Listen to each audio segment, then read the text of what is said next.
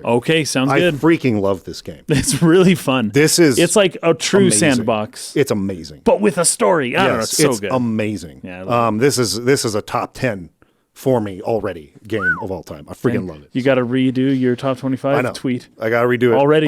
It's already. I got to yoink out. What was at the end of that? I can't remember. I think Journey was, but how can I kick Journey out? Journey's I know too good. You got to kick something else out. I got to find something else.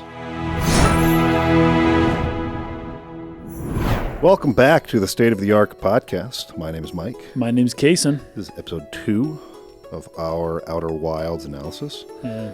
Today we're covering, well, we're going to try to. I don't know if we'll get through it, but the Hourglass twins and Brittle Hollow. That's what we had talked about exploring this week. Sweet names. Yeah, really cool names.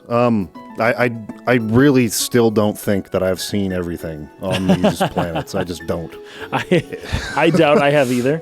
The concept of the twins is really cool. It's awesome. It's really cool. It's awesome. But it kind of makes me wonder, like, oh man, is there some place that you have to be so fast as soon as you wake up and you go there as quick as you possibly can? That's like a cave that gets filled up with sand before you realize on, what's the other twin called? Ember. Ember twin, yep. I just wonder that. I believe there is, like the lake bed specifically. I think that's what fills up first. Mm-hmm. So anyway, but what was interesting is I spent so much time exploring those caves and kind of the ruins of the Nomai.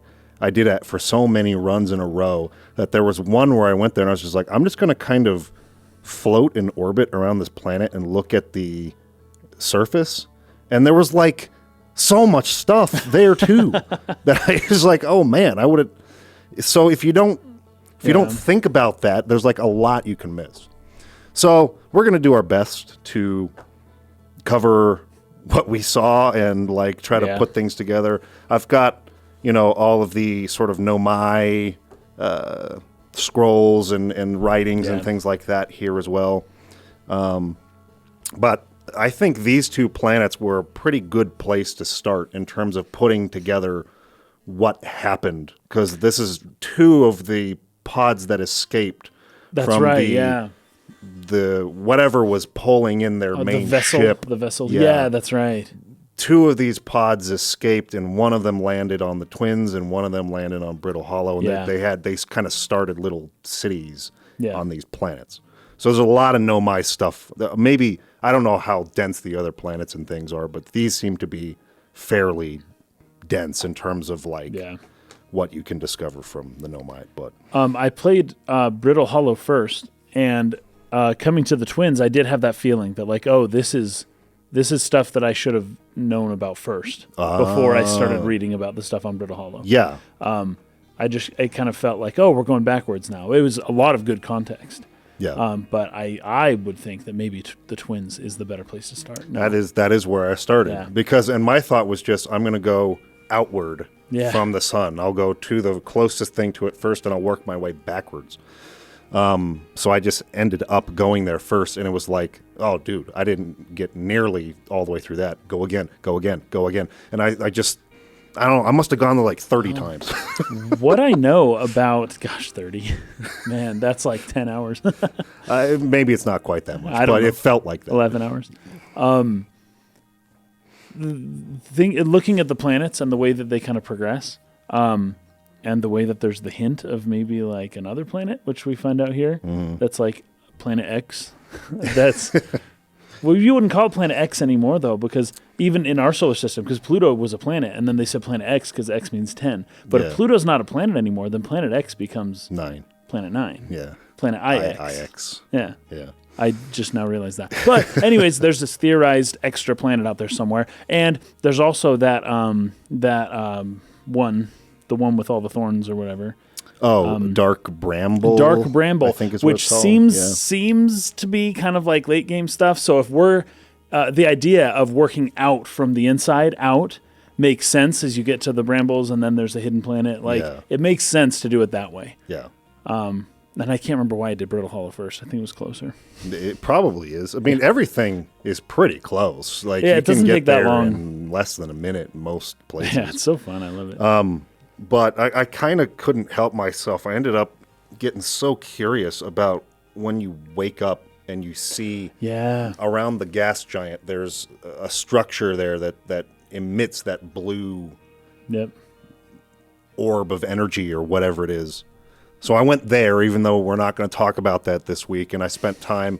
It's relevant to what you discovered chasing around that moon that is going around to different planets. The lantern, or the phantom moon, yes, the quantum moon. The quantum moon. Yeah, I was like, I've seen what that a is couple this times. thing? It just... You fly through it, and You then it fly through it. disappears. And how do you even... what is this? How do I explore this? It's an astral projection. There's probably more time I could have spent on the content we were actually covering, but I just couldn't, I was too curious about other things.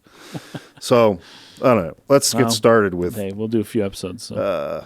Get started here with Hourglass Twins. So, okay. It's a binary planets that orbit very closely together, right? And there's this transfer of sand. Maybe, I don't know how you describe it. It's kind of like a tidal system that sends the sands from one to the other back and forth, kind of like an hourglass. I wonder how you would explain that. If it's a tidal system, you would think that there'd be a moon or something that influences the gravity. But I've seen something similar to this in like a binary star system where one star is like eating the material of another star. It's like pulling its material in. It's a little bit higher gravity. Yeah. And it's pulling. And then that process of pulling is going to slowly ramp up and get faster and faster and faster until it just completely cannibalizes the other star.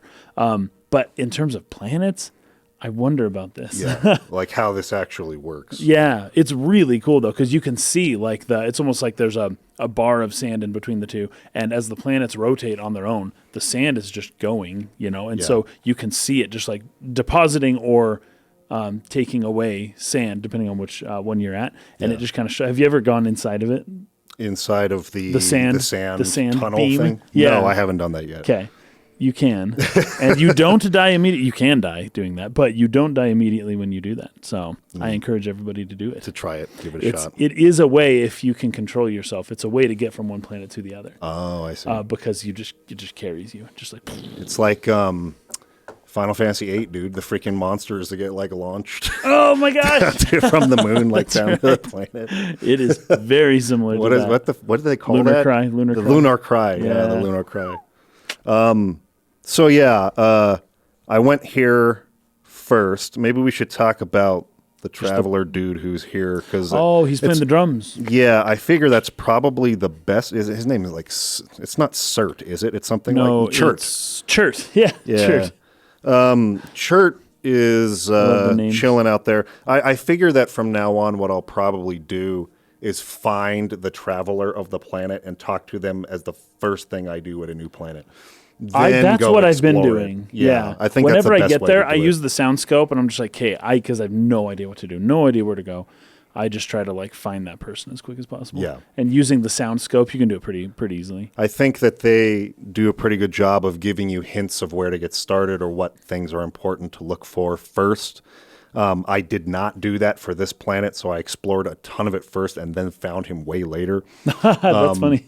So, I had already found all the, Nomai ruins. I had explored much of what's underground first. I found that little, I don't know what you'd call it, it's not really an observatory, but it's on the surface of the Ember Twin, and it has on the ground, it's the rotation of the planets kind of going around on these little tablets. That is the coolest thing. Yeah. That was wild. There was a ball kind of... yes. Anyways, there's a thing to do there. But yeah, that's right. That's crazy. And this is where because I had seen this quantum moon before moving around to different planets, but this is where I really figured out, that's what this thing is, because you'll observe it, you'll turn away, and then it'll disappear, but you can watch it swing around to a different place in this little... whatever this thing is called, observatory thing.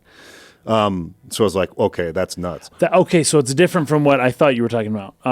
I was thinking of something else, but I did go to that place too. Yeah, it's kind of like a map of the whole solar system. Yes, right. And it's a way that they can kind of predict where everything's going. Quantum Moon Locator, I think is what it's saying it is here. It's on the south pole of the Ember Twin lies the Quantum Moon Locator, a device built by the Nomai to locate and track the quantum moon.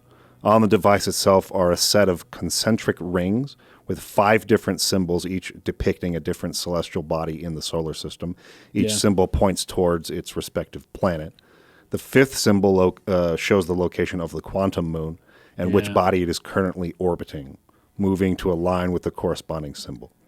Nearby is a small Nomai ruin with information regarding the device. It's noted by the Nomai and can be observed that the moon disappears without a trace from the 5 markers, with the locator being unable to find it. The Nomai correctly surmise that there must be a 6th location the moon can travel to. Yeah, that was Planet VI. Yeah, whatever that thing is. Very good. Let's start with Chert. He talks about how this is one of the best places in the solar system to look at the sun. Notice. Front row seat, like literally front row seat. Yeah. Also, he doesn't move. No. He just chills there and then shoots his little picture thing. Yes. Which I started using. I didn't use it that much in Brittle Hollow. Every now and then. But I really started using it here, like all the time, just like taking pictures of everything all the time. And he's kind of afraid to go anywhere, so he just kind of shoots his picture things around, and he's like, "Hey, I've seen the whole planet, but I haven't like gone anywhere." Yeah, and he kind of tells you that there's really nothing there, at least on the surface. There's nothing that would have escaped my view unless it's underground. So you got to go underground. It's like, dude, you're just chilling here, and you never bothered to go underground. You need to use your feet. Well, to do science sometimes. There is also all the time. There is also the fact that I guess it's easy to say that now that I know I can die infinite number of times. That's true. Like, it would be much more actually freaky that these caves fill up with sand, and so like venturing in there, you got to have faith that you'll get back out before you get buried in there, right? That's totally true. Yeah. So it would be a scary thing to do. So there's kind of a back and forth here. There's like a scientific banter back and forth between a couple people. I think Idea and then somebody else. Yes. And one of them was they were really excited that their observations and that they had thought of a theory, but then they actually had to like physically go somewhere and do something in order to actually prove the theory. And I almost feel like there's a little bit of like some meta commentary there just about how science works in general, but also this guy who just takes his pictures sitting in his one spot, Chet, the whole time, and then thinking that he kind of knows the place, you know? Right. But it's like, no, until you actually go somewhere and do stuff with your hands and feet, you don't have the practical knowledge yet. Yeah. You just have theoretical ideas, you know? Right. Or just photographs that you can speculate about. Yes, exactly. But without actually handling it. Yeah. It's a different thing. Six God is saying they are Nomai. Yeah, so, they are Nomai. Good. This moment was one of the many so far that just like kind of blew my mind in terms of just opening up a whole new mystery, right? Yeah. He starts talking about how he's seen several supernovae.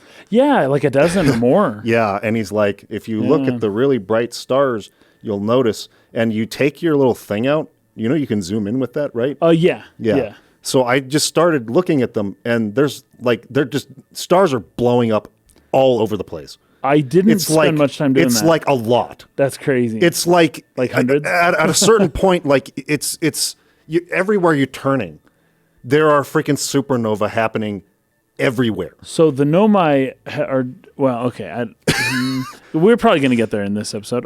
They're kind of just destroying the whole galaxy.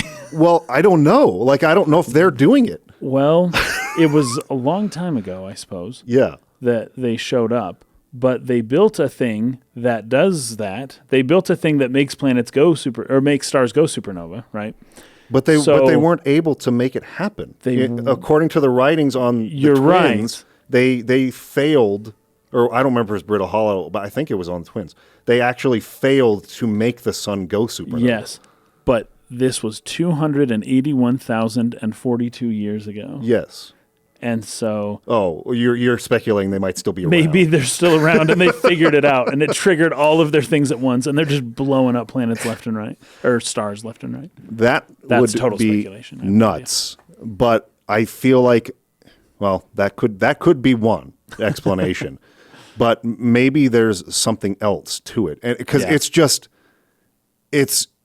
it was almost just totally mind-blowing how, because at first it seems to be only just a couple, but then like the further through the cycle you go, it's just like everywhere.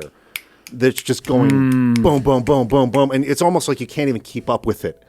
It's everywhere you turn, you can see 2 or 3 more. That's crazy. And you're just like, what is happening? I'm gonna have to. What is happening? It's crazy. So, knowing how long it takes light to get to, this game's all about physics. Okay, it's made by physics nerds. So this stuff happened years ago. That those stars exploded years ago. Right. And I'm guessing at how far away they are, but if this possibly centuries ago. If the stars are as far apart in this game as ours are, which maybe they're not because the planets are really close to each other. Right, so it could be they're closer. But at least weeks ago. This would be hundreds of thousands of years. Yeah. So that just adds to the mystery, I guess. It's crazy. It's freaking crazy. So when I saw that, I was like, okay, it's not just this star in this system. It's like all of them. It's all of the freaking stars. Yeah. Maybe in the whole universe are dying right now. Nature is Why cruel. is that happening? Very is good. Insane. Very good. Very good. So that really piqued my curiosity for sure. The quantum moon has totally piqued my curiosity. Yep. But there's a bunch of caves you can explore. There's actually a crashed pod. So like the escape pod. Yeah, you see a couple. And you learn about, oh man, it's everybody safe. They're all trying to make sure everyone's cool. Well, and what about the other pods? They can hear distress signals from the other pods. They ended up obviously being able to communicate with each other and travel between these planets. As you learn on Brittle Hollow, there's people that ended up like forming a relationship. Yeah, and like that's right. they actually have like warp technology to like get to different places, like the sun station, for instance. Did you get to the sun station? I did. Yeah. Okay, yeah. Did so a little. It's little like bit the little thing you look up and it just zoop and like warps you there. Yeah. So they're playing with warp technology, with gravity, basically. So they can mess with gravity, and they slowly, throughout the course of this, learn that they can also mess with time a little bit. Yes. That they learn that certain events, depending on how they mess with the... Well, I don't even know what they're doing. I don't know how to explain what they're doing. Although I think it's based in some kind of real thing. Yeah. But I doubt it really works like this. But they're able to determine that if you send something through a portal, it actually comes out of the portal slightly before it even goes in the first place. Yes. Which is like, how's that even possible? Yes. And then they get this, they send their findings, and then they get this directive back like, hey, can you make it go, I don't know, 22 minutes? Which at first didn't mean anything to me. I was like, that's ridiculous. Kind of a weird... And then as I'm playing the game, I'm like, this whole loop thing is about 22 minutes. Yep, exactly. And then I realize, oh my gosh, I think I realize what's happening here. But they're starting to play with time and gravity and space and everything all together. Yep. It's wild.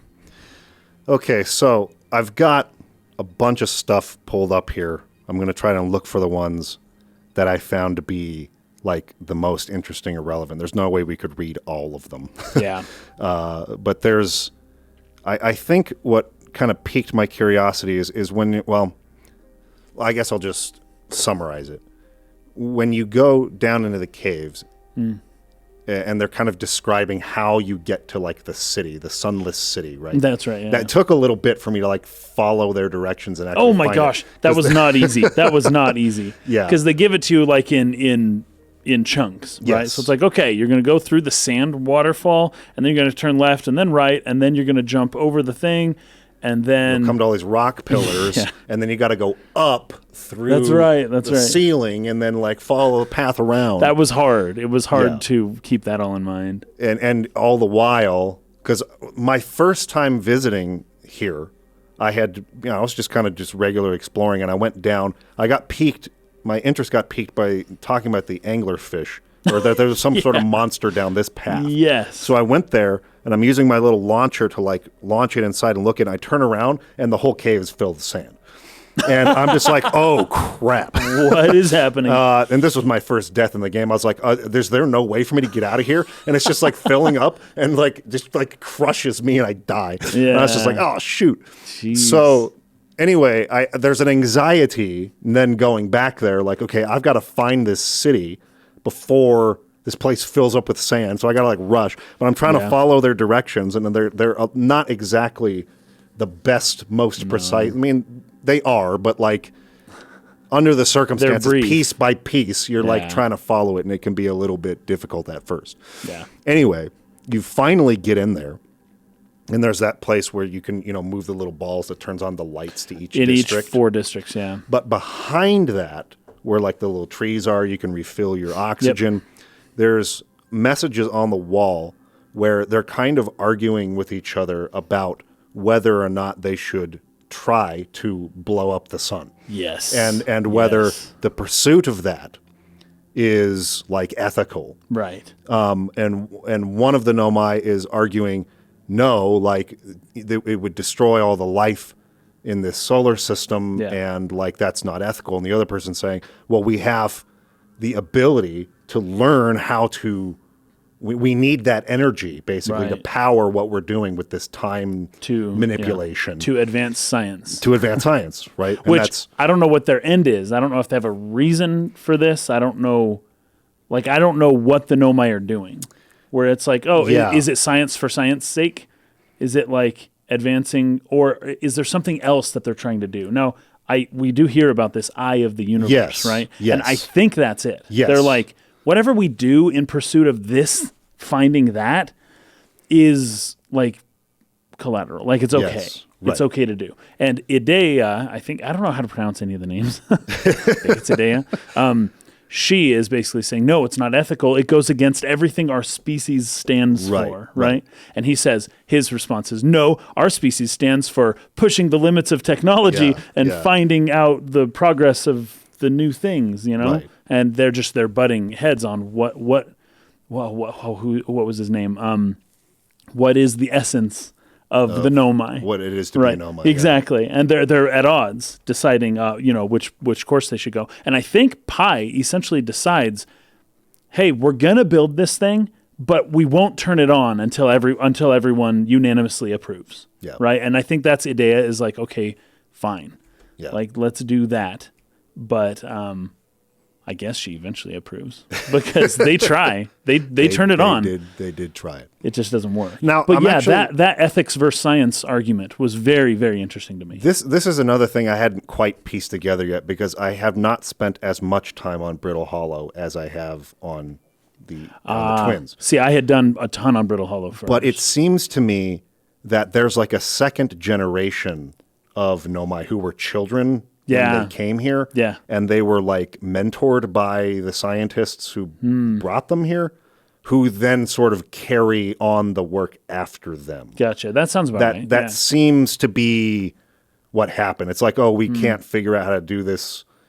And maybe then the like future people can. When the kids grow up, they sort of like see it through. Am I right about that, Chet? Like, am I piecing that together correctly? I wonder about that. I know. Are these the children you're referring to? Are these the ones who are playing that anglerfish tag game? And did you? I love that. Do you know what's so interesting is the writing.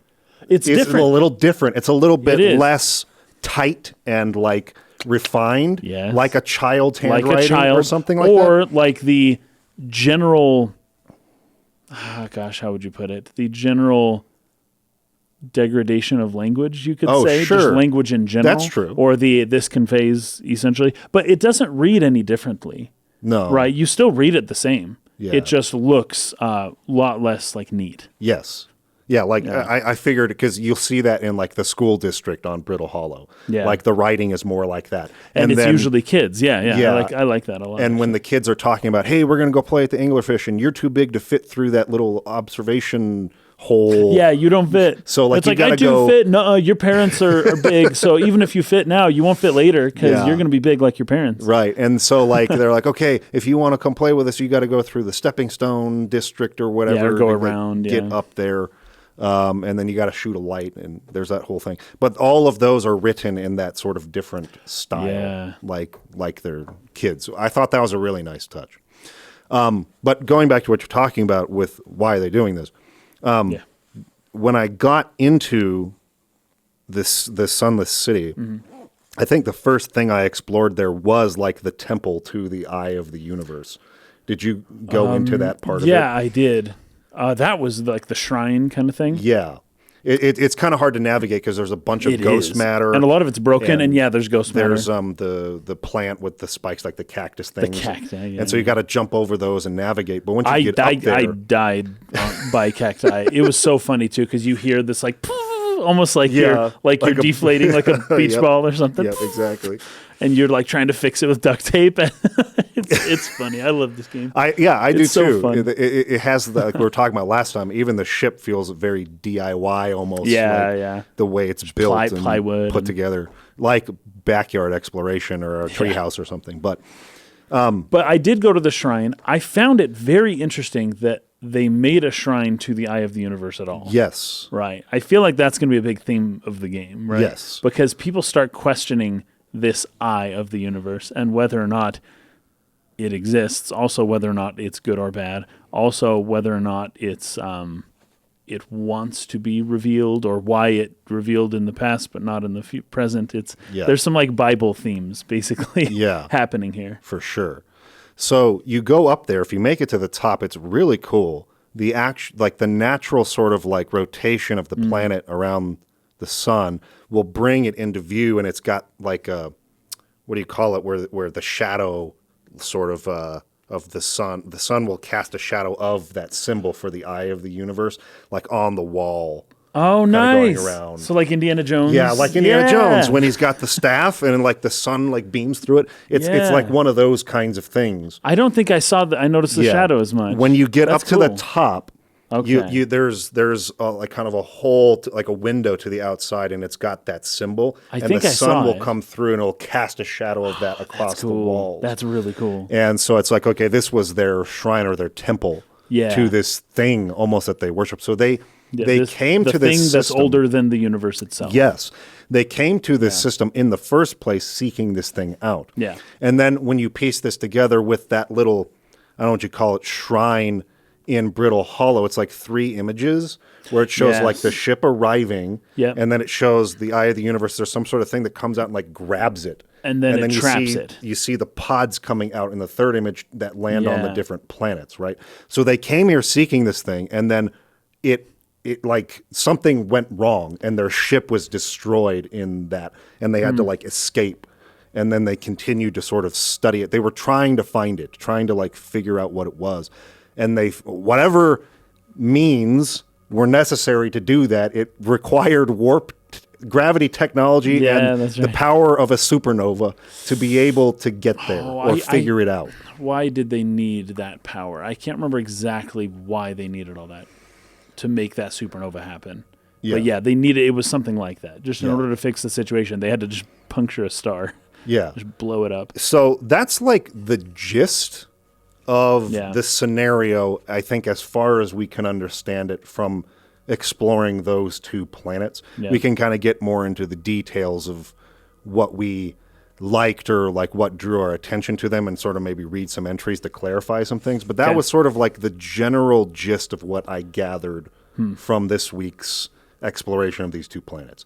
They came here seeking this Eye of the Universe, which is apparently older than the universe itself. Yes. That makes no sense. How is that possible? How is that? A lot of things in this game are doing physics things that are theorized but not yet possible. Yeah. And so they're taking one of those and trying to explore it. Yeah. And it's like a wave existence. Yes, if you will. It feels a little like 2001 with the monolith. Yes, right? yeah, totally. It feels like or Xenogears with the Zohar. The Zohar. And specifically at the eye. Yes. Right. It's like, okay, very interesting stuff. Yeah. So it's definitely got that vibe to it. And of course, Xenogears was inspired by 2001. This game's inspired by 2001. So it's that same concept of this thing that who knows its origin or whatever. Like you can't even like the elements that make up this thing are apparently nowhere found elsewhere in the universe. Like this, it's like a new element. Yeah, it precedes the elements we know about. Yeah, because those would have been created at the Big Bang. Yeah, well, or after. Emitting some kind of signal. We have no idea what it is. It's alien in nature. Yeah.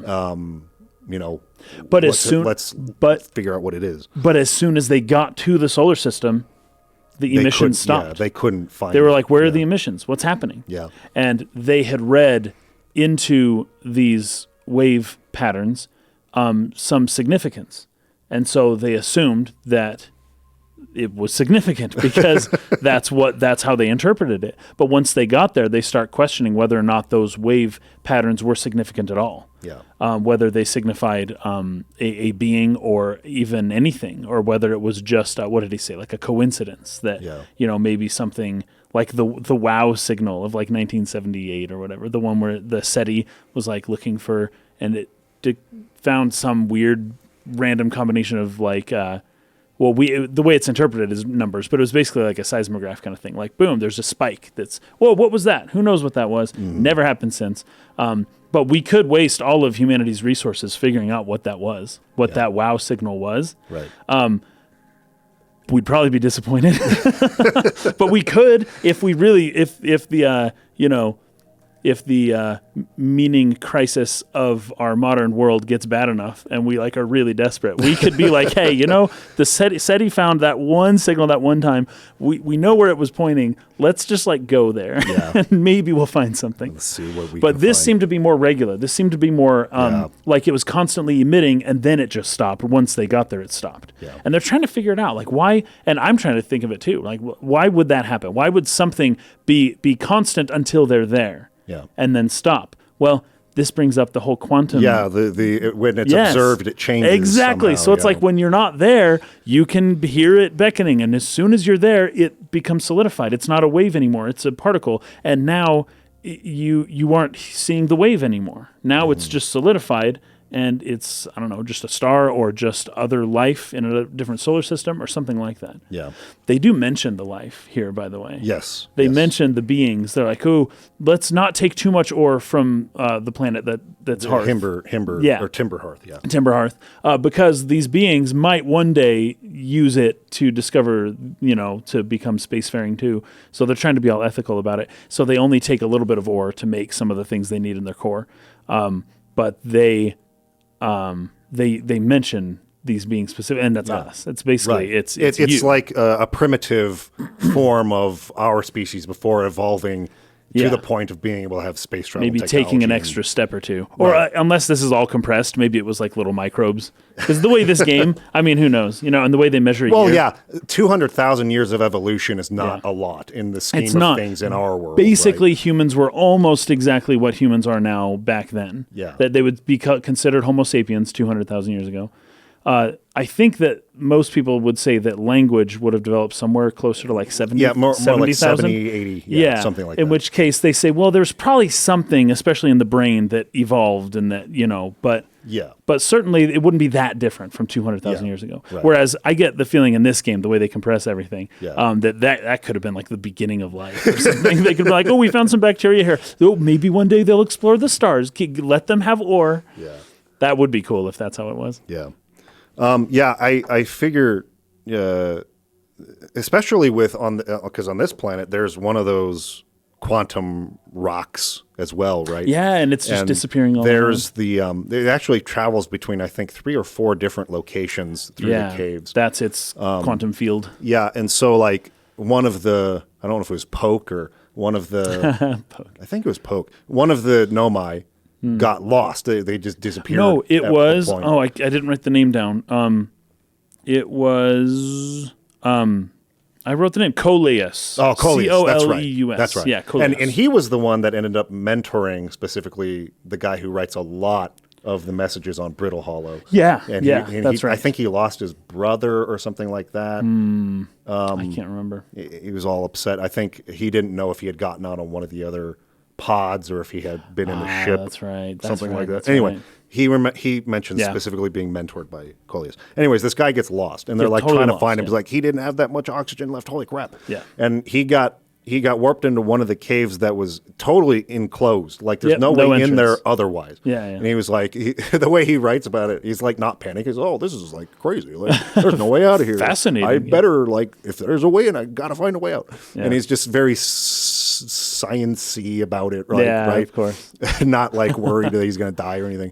And then he figures out, oh, when I'm not observing this thing, it disappears. Yeah. And like, so if you stand on it and you turn all the lights off. Yeah, you have to be sensory deprivation somehow. Yes. You have to just not perceive from the senses. Yes.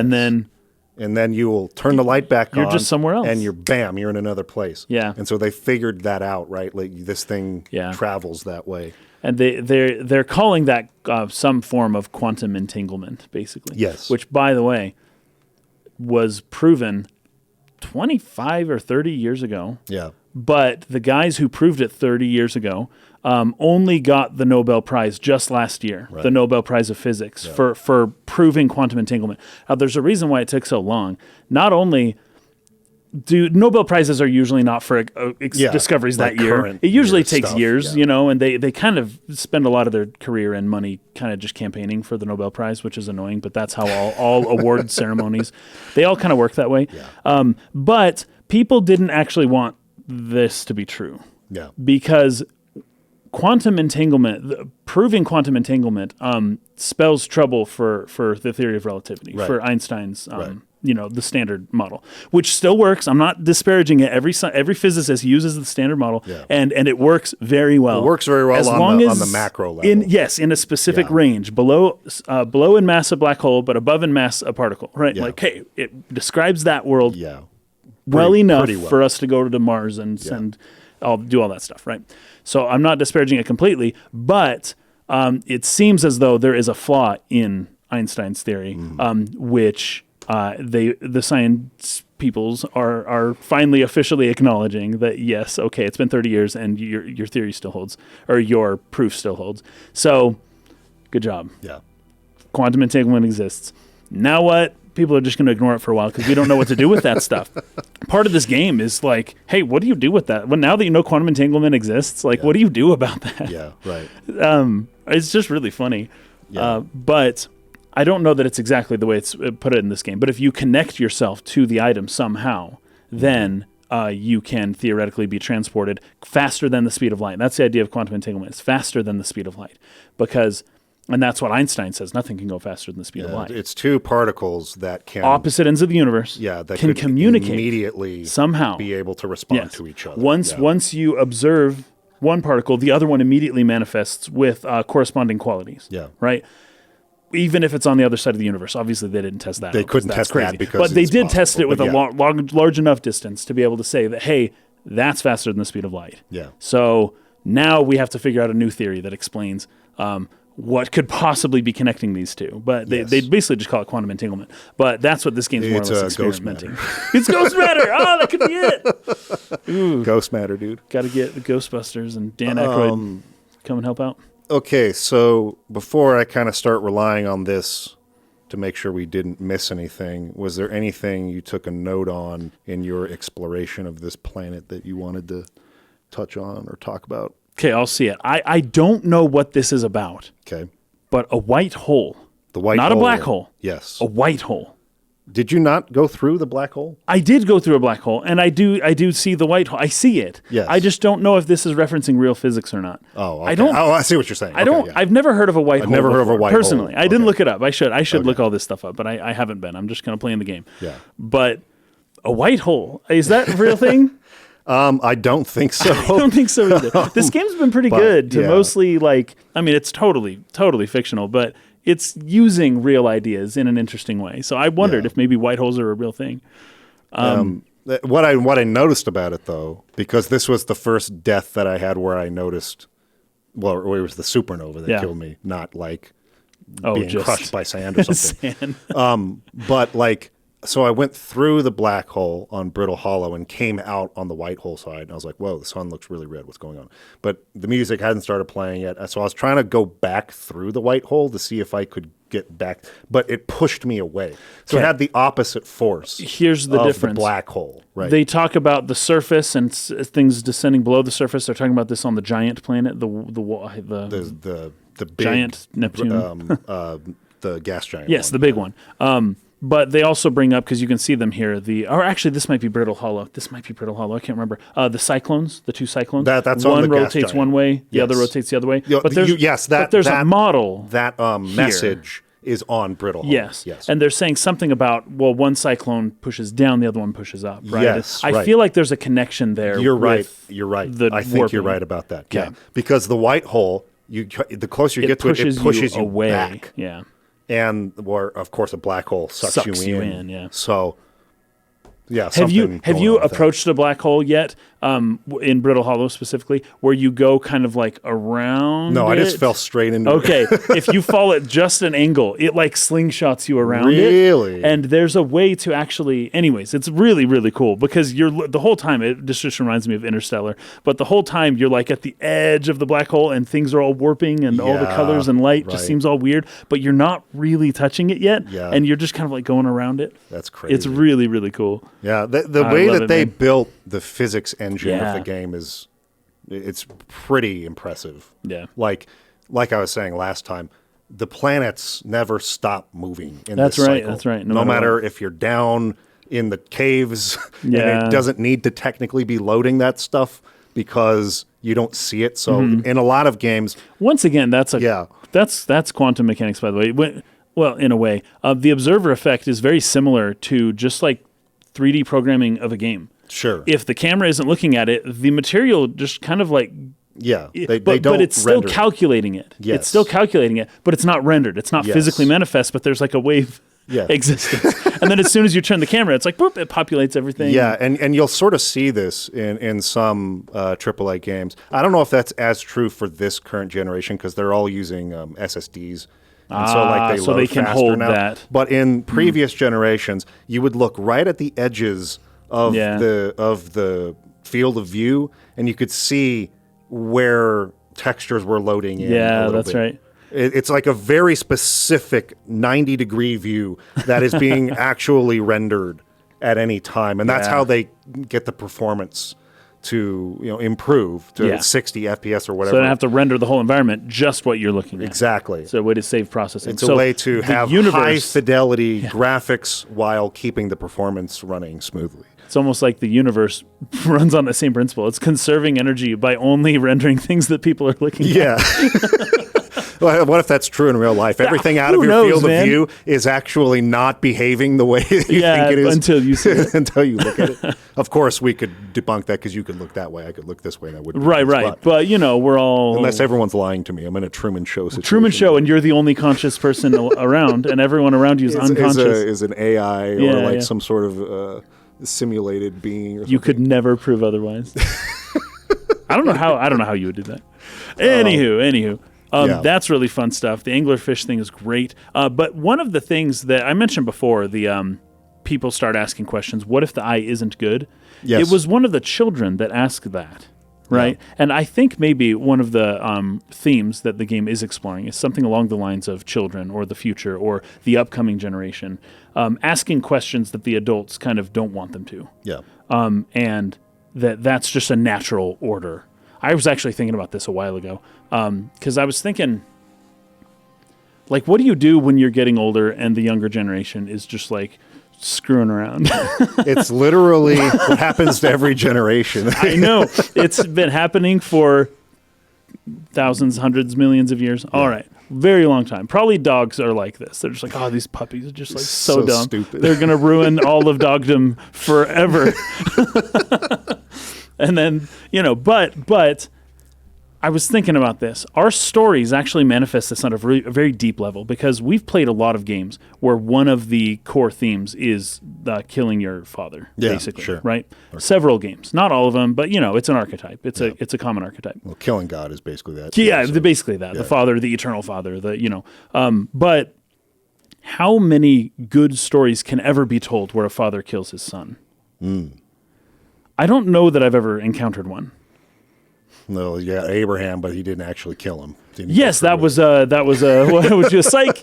What would you call that? Anyways, that was Please say psych. That was almost You know that meme of no.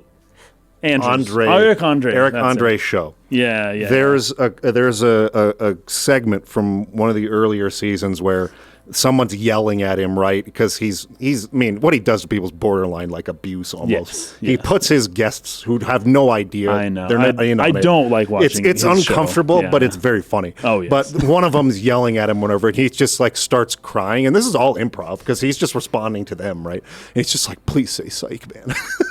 It's so because he yelled at him about how you're a fraud and you're this and you're that. And he's just berating him, like, how could you do this to me? Like, what? This whole show is just like horrible. Like, how could you? How can you call yourself professional? This kind of thing. And he's just sitting there listening to this guy yelling at him, and he just like one tear just falls out. He's, please say psych. That's hilarious. It's so like anyway. I don't know if I'm gonna be able to see it. So that came to my mind. It's Abraham like please say psych, looking to the heavens like a knife in hand. But I'll tell you what, psych. If that story went any differently, then it wouldn't be remembered. It would be like, oh, throw away that story, right? Yeah. It was that didn't happen. Yes. So it was like almost, but then it came in, in the end. Right. God came through. So God said psych. psych. That just understanding that in general, like the proper thing for the older generation to do, is to help the younger generation to just understand what they were doing and why they did what they did. Yeah. As the younger generation shows up and starts poking holes and saying, you did this wrong, you screwed up, you took money off the gold standard, inflation's freaking crazy, why did y'all do this? Like boomers, you did this and that and this and that, and you made this illegal and you made this legal and like all sorts of things, right? And then it's like, okay, that can get out of hand, right? Mm-hmm. But the fathers can never win against their sons. That's actually a proverb from Korea. Actually, a father can never win against his son because the son is the future. Yeah. You win against your son, you're just destroying the future. Right? You're jeopardizing. You can't win against your own son. Your son has to win. He has to. But the best thing you can do is atone. Allow an atonement to happen between the two of you. Yeah. Just understand each other. Yeah. And then the son wins always, every time.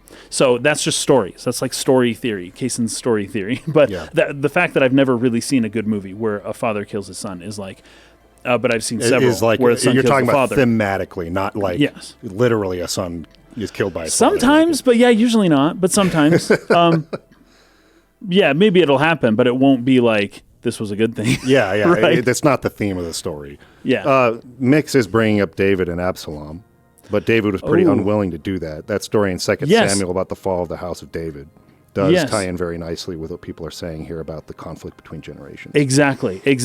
Yes. That's very good, actually. Yeah. That's very good. Yeah. So anyways, that being understanding that, and then coming back to this line here where the children are the ones kind of questioning what they're doing. Why are we even here? What's the point? And then, as you mentioned later, the children end up stepping into this role of we're the scientists now, and we're the ones who are taking charge of this experiment. First off, it's a natural progression, and it's one that people would do well to understand and to realize this is how everything works, right? Yeah. Until they figure out immortality, and then it's like, okay, now old people can take over again, right? But until then, your sons are, you have to give way for the sons to rule. And when I say sons, I mean children, just in general. I'm speaking archetypally for old stories and stuff. But when the children ask, what if the eye isn't good? I swear I didn't write this down, but I do remember somebody saying, oh, don't ask that question, right? Yeah, like, that's I kind of what do you mean? Sentiment too, yeah. something like that. It's almost like no, we got to carry this through. Yes. There's almost a burden from the previous generation. We have to finish what they started. Kind of. Sure, yeah, that happens. Yeah. And then even if you're going to destroy a whole solar system just to get the star, right? It's like the science is worth it. In order for all of this to have meaning, we have to. It's the fallacy of sunk cost we talked about. Yes, there you go. We've come so far. Yeah.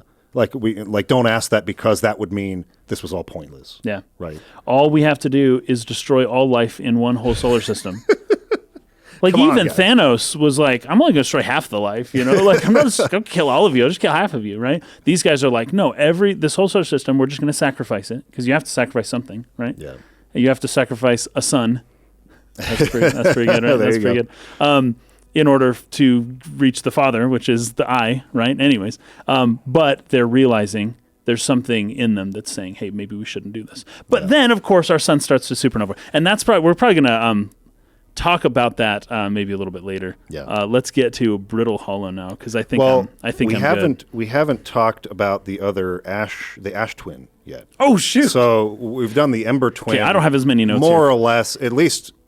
Again, I'll probably even keep going back here because one thing I really like that this game does is the ship's log can kind of give you a beat on how much you've actually completed on that particular planet. And there will be yellow text at the bottom that says there's still more to discover, something like that. So I have not done everything on the twins yet.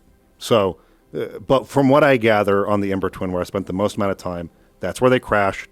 That's where they debated whether they should do this whole ash twin project or not.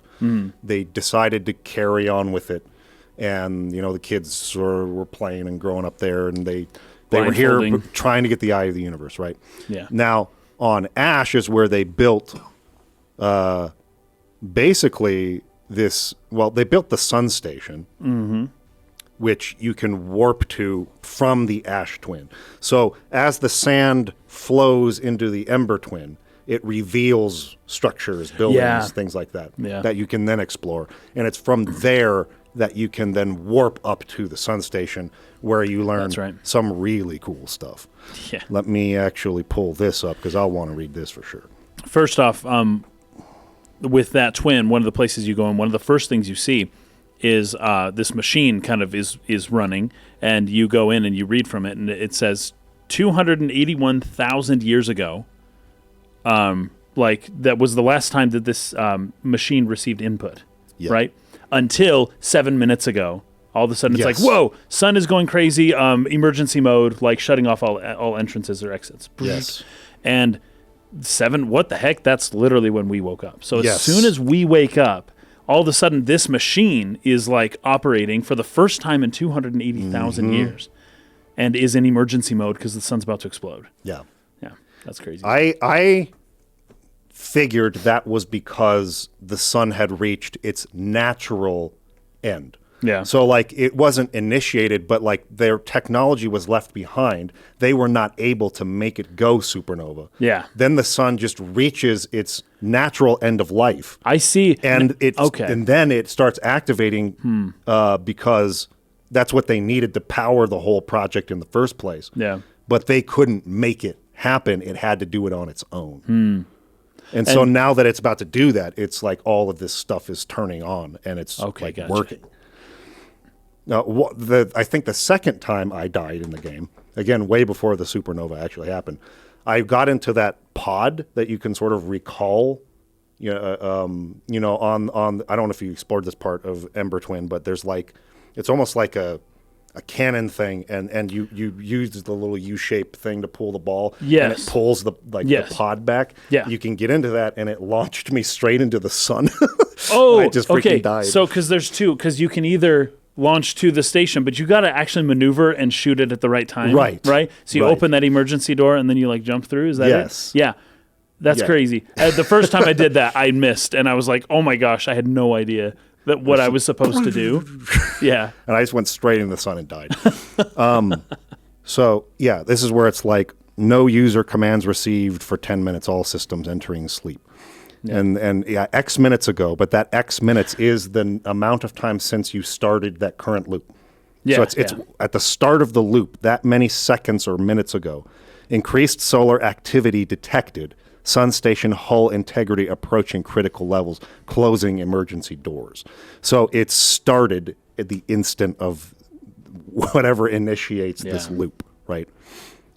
Which I'm now assuming is that thing that shoots the blue orb blue out light at the very beginning when at you the first very open beginning your when eyes. you first wake up, and it's like phew, that thing that's orbiting around the gas giant planet. Yeah. So, Idea says, can't we change this? I don't enjoy working in view of such a morbid mission statement. That's right. Because it says mission science compels us to explode the sun. Science does compel you. Yes. It's the tension between science and ethics is it's really interesting. It's actually something that I've been thinking a lot about lately. That there's a way in which ethics always has to be the top thing. Yeah. Like if you've got like capitalism without ethics, if it's not nested with underneath ethics as a greater, then it just becomes like crony capitalism, or even communism without ethics just becomes dictatorship. Like science without ethics becomes just like unethical experiments that you read about all the time, right? Yeah. And any type of system that is above ethics in any way deteriorates into like horror, basically. Sure. That always happens, and so. The position that Idea is taking, is that how you say it? Idea? I think Idea? I would say Idea, but Idea? maybe it's okay. Idea. Is it idea? Maybe, I don't know. I don't know. But she's kind of like taking what should be the high ground, that science should be subordinate to ethics. And at whatever point science decides that, I'm above ethics, that's a problem. Yeah. So she says, here's a better mission statement. Mission, determine if it's possible to prompt the sun to explode.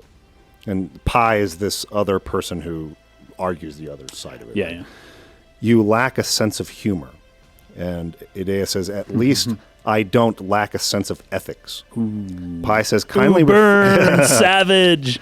Pi says, kindly refrain from going supernova on me before the sun does, Idea. Mm-hmm. But it's accurate. We're going to create a supernova for the purpose of scientific progress. That's our mission.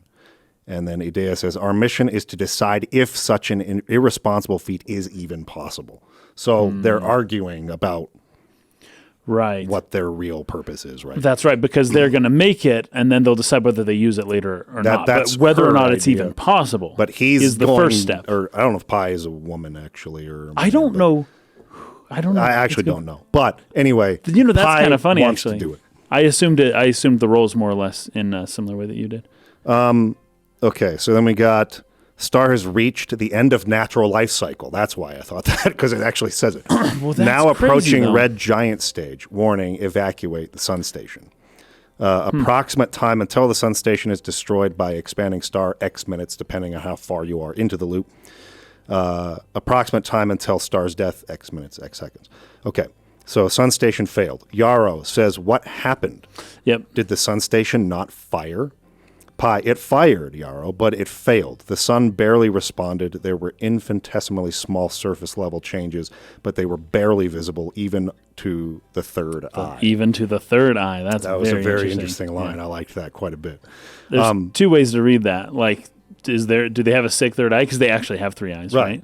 Or are they saying that even the subtle senses couldn't perceive a change? The metaphorical third eye or their literal third eye? I don't know. Or is their literal third eye the metaphorical third eye? Good question, yeah. Yeah. That could be it. So, Pi says the sun station is useless. It will never and could never cause the sun to explode. I don't know what comes next. My friends, I suppose we must start over, but I'm unsure how to start over. So it totally failed. I mean, it failed miserably. Yeah. Like, it did nothing. Nothing. And I think they determined that in order to make it work, they would need the amount of energy from a separate supernova to then make this one. And it's like, okay, you're in a circle now. They can't harness the energy they need to make this experiment work. It's just not. They do not have the capability to do it. Yeah. Yarrow says, return to Ash Twin first, my friend. Perhaps a change of task would help. Spire noticed a comet approaching this star system that we'd like to investigate. That comet is now here. It's like a relay. They use it. What's it called? There's a word for it. I wrote it down. the interloper, right? Yeah, Isn't right. that? Yep. Yeah, yeah. Mhm. And there's like a shuttle. Yep. That like goes along with That it. was another time I died. I landed on it, and I was like looking around, and all of a sudden I hear crackling and ice melting. Yeah. I was like, "Oh, fetch!" And I turn around, I just fly straight into the sun. It goes really close to the sun, Yeah. right? It just like yeah. So it'll slingshots around it. slingshot, but then at the end of the cycle, Oh, 'cause it'll the sun's actually- bigger. it's bigger. It actually That's just right. goes straight in. because the sun's bigger. Speaking of that, this space station too, the sun station, It'll get enveloped. It gets enveloped by the sun before the supernova as well. Yes, exactly. Probably so like you have to get 7 or 8 off minutes. this station, or else you'll get, Yeah. like absorbed by the sun. How is Idea? Idea says, "We're well, Yarrow, or as well as can be expected given the circumstances. Though disappointed, I may have disagreed with exploding the sun, but I never wished the device would fail. I'd hoped our terrible work was finished." So Terrible work. So that is the result of what they tried to do, and that I think we can leave off on the twins with that. Sure. And head over to 'Cause Brittle Hollow I now? think that's more or less the idea that I got was like, hey, this whole thing worked, but this new shiny comet just showed up. Like, let's move all our attention to this comet now. And It's like, what else are you going to do? They kind of gave up on it, yeah. Yeah, like we might as well find something else to Right. put our energy and To thought into. do science too. Yeah, I don't know what else they're going to do. They got to do something. yeah, right. Ratavu says, "Pour one out for the Sun Station." Yeah. Okay, so Brittle Hollow. Yeah, Brittle Hollow. You probably spent more pelted time by meteors. You spent more time on this planet than I did, probably. I did. I have more notes here as well. Although a lot of my notes, gosh, it was so hard to figure out what to take notes on. I know, for this like- game. like- I don't know what's relevant. I don't want to just write down It's every line of hard. dialogue. It's hard. Yeah, but so in this one, you go up and you find the musician of this, the resident musician of this planet. Yeah. It is Ryabek. Ryabek, Ryback, maybe. Yeah, playing the banjo. And the first thing I noticed about this is that every minute or so, a fireball meteor like Hits pelts the planet and Yeah. breaks off a piece of it. Yep. Hence the name Brittle. Brittle. Yeah, And it's yeah. hollow It's like because breaking the apart. planet is hollow. It is hollow. And there's a black hole inside of it. Yes, yeah, which is crazy. So there's a whole black hole in there. I fell into it. Yeah, this is so funny. This note, because I did this before our first episode. I had played part of this. This was my, this was my second death actually. But I wrote, or actually probably my third one. But I wrote, I saw that whole blue light orb thingy again. Oh, the yep. supernova. Yep. I didn't know what it was, but I fell through the black hole towards the end of the cycle anyways, and I was just chilling in space and was just like, what's going on? And then the supernova happens, Yes, right. And anyways, that was very interesting. But yeah, that was very fun. I don't know a ton to say about this place, other than there is some of the dialogue. There's a lot of symbols in this planet. There was the one that we sort of already worked out about how they arrived, and their ship was destroyed by the Eye of the Universe, and then they launched their pods and landed on different planets. So there's a record of that. But did you take notes on this one? I did. I looked at this one for a while. I couldn't make anything of it. Yeah, I was kind of struggling too. I think it's a map, actually. I think that's what I'd come to, is that's more or less a map. Because there is a location. See that center, the square? So these are different places, places on the planet There's itself. a location that looks kind of like that. Because is this hanging city in the middle, and then it connects to the different That could be it. locations, like the towers? Because there's the tower that you have to get to the end of the cycle and then let it fall into the black hole in order for you to access. Did you do that part? I did, yes, because that's the only way to get in. Because you can't. Is it the Tower of Quantum Knowledge? Yeah, I think something like that. Yeah. So I did end up doing that, and I think that's what's going on there. But a lot of the that's symbols, exactly what it says. A mural of Brittle Hollow's you go, locations. From the top clockwise, it depicts the hanging city. Okay, so it's pretty self-explanatory. So I did see a ton. I see a ton of symbols in this game, and I have a pretty hard time reading them. They aren't typical for what I usually see. Tower of Quantum Knowledge. The Tower of Quantum Knowledge, Massive which is tower. really cool, by the way. Yeah, it's freaking dope. And it's got that gravity thing where you just kind of walk up it and you just keep going. Yeah, those little purple crystals. Yeah. The Hanging City is really cool. When you first, I think you get into the pod that crashed and you go through there, and then there's just stairs leading down. Yeah, but like yeah. they will break away, and you gotta like, oh crap, if you like land on them too hard or whatever, and everything falls in this friggin' giant black hole in the center of the planet. This planet is doomed. It's a really cool location, and the way that they built the city was pretty cool too, because it's like, even in their time, it was constantly being like pelted and stuff, right? And it's like unstable on the surface. Yeah, we gotta like live underneath. Yes. Anytime you see writing, they're usually talking about how the meteors are just destroying all of their settlements. Yeah. So we've got like, with the characters on this one were like Mallow, Cassava, Connoy. So they were different, because this is Escape Pod 1. I think Escape Pod 2 was the one, or was it 3 that landed on Timber? That was on, okay, yeah. Not on Timber, on the Twins. The Twins, yeah. So there's a whole bunch of different places. You got the Gravity Cannon, the Hanging City. There's 4 districts of the Hanging City. So you got the Black Hole Forge, the Meltwater District, the Ice Shrine District, and the School District. So you can explore that and read a bunch of different things. The Northern Glacier, the Old Settlement, the Southern Observatory, the Tower of Quantum Knowledge, and I think that's it. I think I listed them all. Crossroads, I think, is the other one.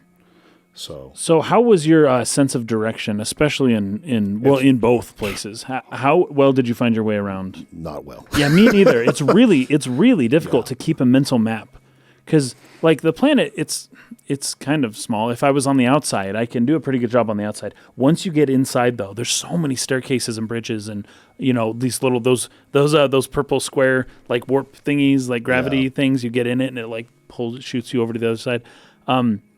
I really had an almost an impossible time drawing a mental map. And there is a little symbol at the left on the HUD that kind of tracks your progress a little bit. It gives you like a dotted line, a little like avatar. Right. But it's just a circle with I still, it's not a map. I couldn't read it. It was still really hard for me to like do anything. This kind of goes back to what we were saying last time too, in that yes, these planets are really small if you're comparing them to the size of real planets.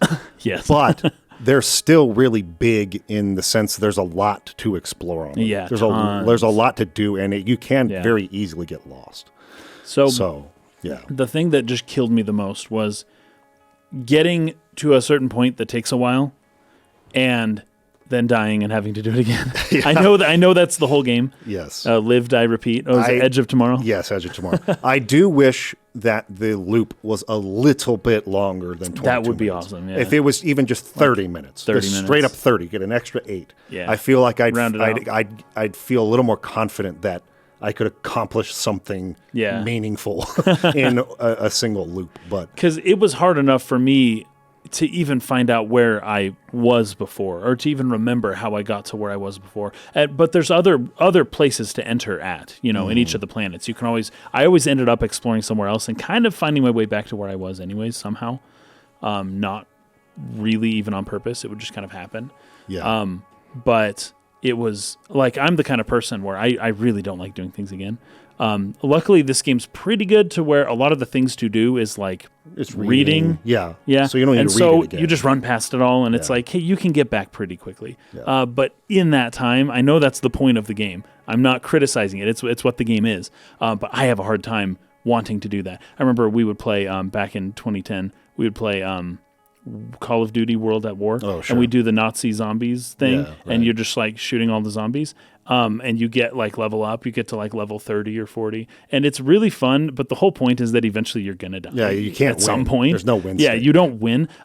And so a lot of people would get up to like level 40 and then die and be like, "Oh, I'll bet you we could get up to level 42." And you got to do it all over again. But that's like an hour, and I don't know that I want to do that. Right, like to go back to 0 and then work up. Now this game's not to that extent. I agree with that. But it is tedious to kind of do things over and over and over because I end up dying a lot in all of these places. Yeah. All right, let's talk about the Black Hole Forge a little bit first. Oh, the Black Hole. So the Advanced Warp Core. Got Clary here. I have good news, Yarrow. The Advanced Warp Core is ready to be installed in the central chamber of Ash Twin. So they were building these. Well, we've already said it. They've been working with warp and gravity technology, right? Yarrow says, I'm intrigued, love. So this is a little bit further ahead, but you'll read different ones and you'll be like, I think one of them says, "Stop flirting with my sister." Or whatever. There's a brother-sister here, Yeah. and then there's a guy who likes the girl. And what's really funny is that there's a few times where it's like, hey, I'm going to go, or I can't remember if it was the girl or the guy who was like, I'm going to go do this scientific experiment. And then, or she was going to go. He's like, hey, do you want to do this thing? And she goes, yeah, I'm going to go do it. And he goes, oh, I meant like with me. Like I meant I would come too. And that's where the brother is like, okay, stop it. Yes. Really funny. It's Yarrow and love Poke are the two that are kind of together through this okay. process. So I'm intrigued, love. Everyone here working on the Ash Twin project is excited to see it. So I think Yarrow went to the twins and was working there, and I think Poke was here. Okay. Say Pi is beyond herself with joy. Poke says, no, it isn't. Yarrow, is everything well at the forge? I guess he responded, no, it isn't.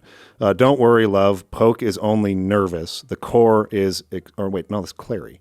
Clary and Yarrow are the ones that are together, not Poke. I get so confused. Okay. So we talked about this last time, how these are difficult names. The writer tried to make characters rather than just like this nebulous civilization, like a race. Yeah. But it's still really hard for me to remember who's who. In text form like this. Yes. I don't know if there's really like a workaround or another way they could have done it where they could have had some holograms or something, and you could have put faces to the names. That would have been interesting. That might have helped a little bit, but I don't know. It's not like a big deal. It's just it is hard for me to remember who's who. Yeah. Despite the fact that was the whole point of writing. They could have done handwriting differences between the two. That could have worked. Yeah. All of the writing looks the same except for the children. Yes, but I could see a way in which they could have had different flourishes for different characters. That would have been good too. Clary says, don't worry, love. Poke is only nervous. The core is extraordinary, and her design work is beautifully clever. The core's durability could still be improved. I need more time, says Poke. Clary says, ignore her, Yarrow. See, Poke's a girl. I think they might all be female. I don't know who. I'm just confused about who's who and what gender they are. I just don't know. Yeah. It's hard to put it together without faces. Exactly, yeah. You just know nothing about these people. Yeah. Yeah. Ignore her, Yarrow. The core is finished, and if my sister tells you otherwise, then she will be finished as well. Okay, so then aligning towers. So they got to align these towers. Regarding the warp towers on Ash Twin, does each tower have to be perfectly aligned with the center of the astral body to which it is tuned? You were touching on this earlier. Yes. Clary says, I enjoy precision as much as the next Nomai, but if, for example, the tower's base were to shift even slightly, that tower might no longer align with its astral body. Right. Clary says, more accurately, I enjoy precision as much as the next Nomai, provided the next Nomai is not Poke. It's funny. It is funny. I do like the writing. It's witty. It's got some flavor to it. Yeah. I like the approach to it. I just wish I could keep track of who is who. Yeah. The issue that they're getting at here is that they can erect a tower on all of these planets, right? Yeah. Except the twins, because the gravitational center of the twins is located in between them, not on one or the other, because the center of mass that's considered one body because they're so close. The center of mass would be in the middle of that sand stream that's going in between the two. Yeah. And if the tower has to be exact and precise, and these planets are rotating at different rates, right? So it's not like you could just point it like it's going to move. That spells out an almost impossible problem for them. Yes. Okay, so then Poke says, we don't need the alignment angle to be exact. It only needs to be within the 5 degrees of the astral body's center. Poke, of note, this gives us a slightly longer warp window. I imagine this window will last roughly several seconds. Very precise. Super precise, right? Very good. As such, any Nomai stepping onto the warp platform during the active window will be immediately warped. We will need to be careful around the platform for the duration of the time it's active to avoid accidental transportation. Okay, so let's see. We got boarding area, core delivery. Where am I taking this first black hole core? And where am I taking the remaining cores once they're ready? The white hole, so talking about the white hole, because there's also the white hole station I haven't really explored or know much about, but they reference that all the time. Yeah, they do.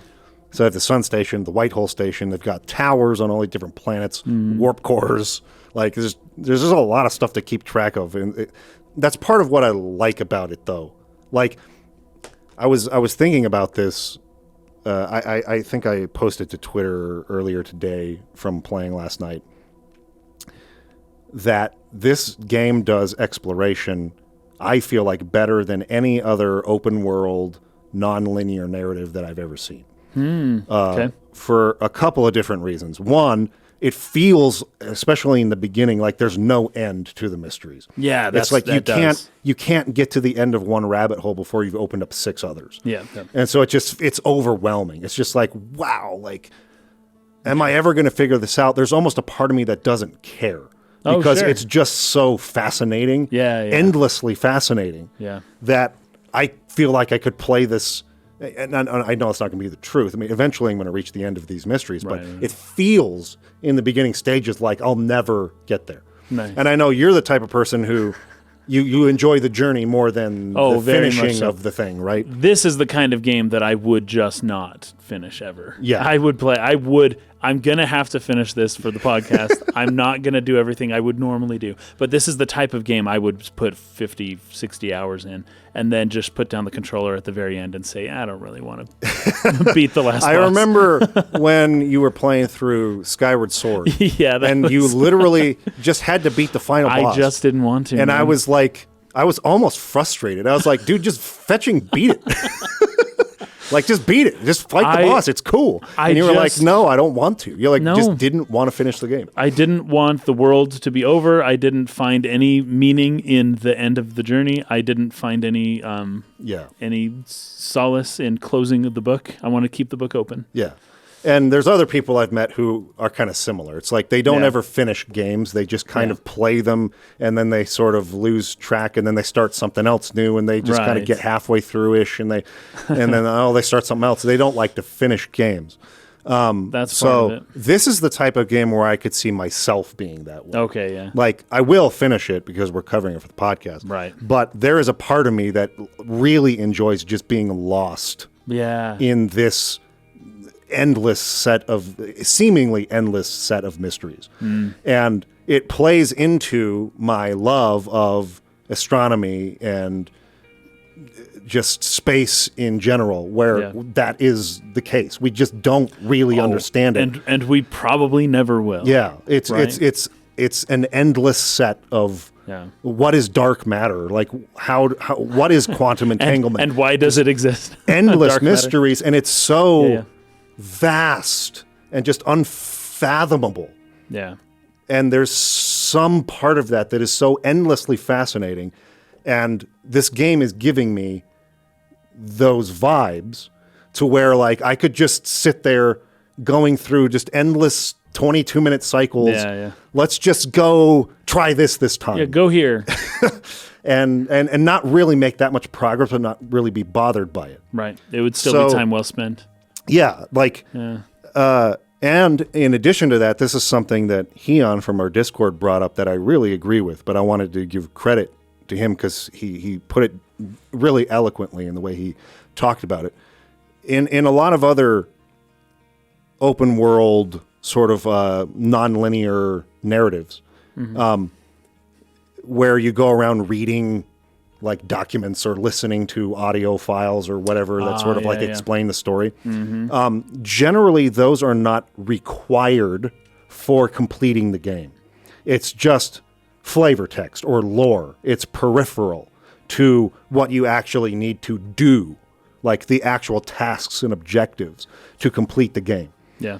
In this game, you must do this if you're going to have any idea how to progress and complete the game. So it's not like, in that instance, it's not like Breath of the Wild, where you could just go kill Ganon if you know what you're doing. Yes. It's not like that. No. You're not going to figure out how to do it unless you do this archaeological work. Yeah. Right?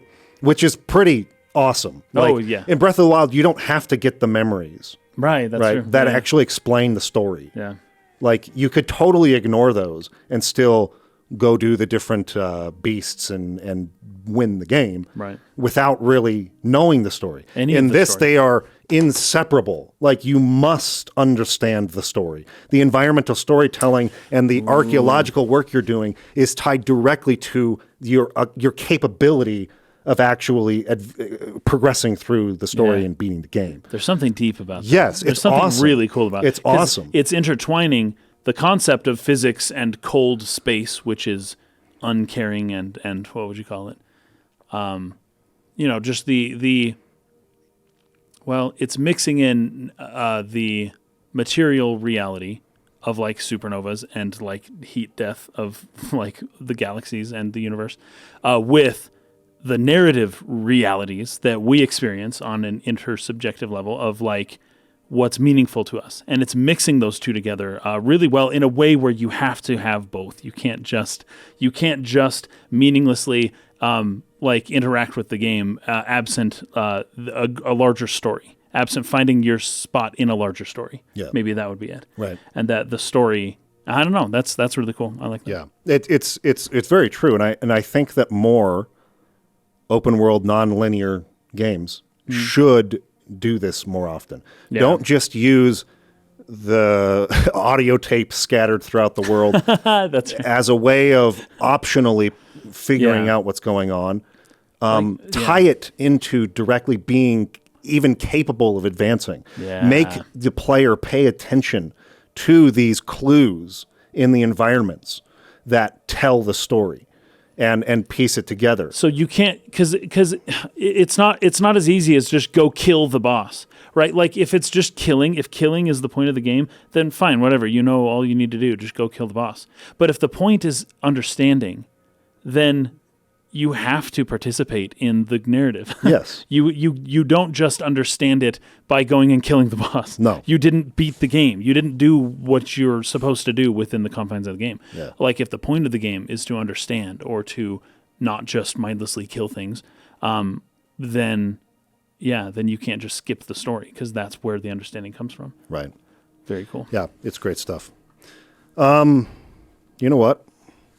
We've been going for a while. We have, and we haven't really, because I haven't even explored the moon. The what do they call it? Hollow's Lantern. I haven't gone there either. I haven't gone there yet. Yeah, there's probably still a lot more for me to see on Brittle Hollow because I just didn't get through it. So maybe we'll kind of return and finish Brittle Hollow next time. That sounds good. And let's pick two things to do, but one that's short. For sure do the giant. Sorry, the gas giant. Oh, the gas giant planet. Okay. Well, yeah, let's do that because I went there, but I can't talk about it yet. But let's do that because I want to talk about the thing that the blue orb comes from. The little station there, which I did go explore. Nice. Because I just couldn't resist it anymore. It's like, what the fetch is that? I have to know right now. Yeah. So let's do Giant Steep and that as the two things, because one is very short. You Giant Steep and then the orb. One cycle basically. Okay, cool. And then we'll try to finish up Brittle Hollow. So let's just leave off there. Okay, sounds good. I freaking love this game. It's really fun. It's like a true sandbox. It's amazing. But with a story. I don't know, it's so good. It's amazing. Yeah, this is a top 10 for me already game of all time. I freaking love it. You got to redo your top 25 I know. tweet. I got to redo it already. It's already. I got to yoink out what was at the end of that. I can't remember. I think Journey was, but how can I kick Journey out? Journey's I know too good. You got to kick something else out. I got to find something else. Anyway. All right. See you guys next week. Peace out.